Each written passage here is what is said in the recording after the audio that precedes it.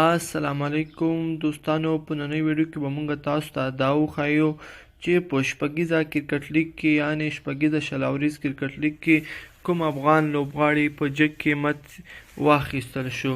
د ویډیو څخه د شروع کېدو څخه د مخه مو که زموږ چینل نوي سبسکرایب سبسکرایب یې کړئ او سره څنګ د بیل نشان هم وهئ. دوستانو، نن په دې باندې خبرې کوو چې کوم لوبغاړي پرون په جګ قیمت په شپږیزه کرکټ لیګ کې واخیستل شو. لومړی خو 15 لوبغاړي چې په شپږیزه کرکټ لیګ کې په جګ قیمت اخیستل شوي دي. هغه لومړی شاپور زدران دی چې شاپور زدران په 15,50,000 افغاني پیسو یعنې افغانۍ باندې اخیستل شوی دی.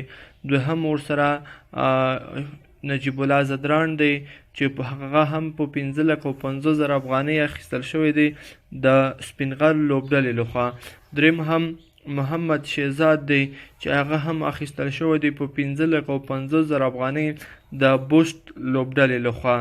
څلورم هم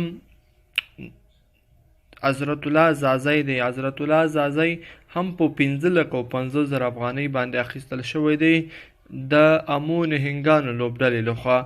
او پنځم چې دی 15,50,000 افغانۍ باندې اخیستل شوی دی مجیب زدران دی. هغه هم په 15,50,000 افغانۍ باندې اخیستل شوی دی د میساینک لوبډلې لخوا. که ویډیو مو خوښه شوې وي در سره لایک او شیر هم کړئ. مننه.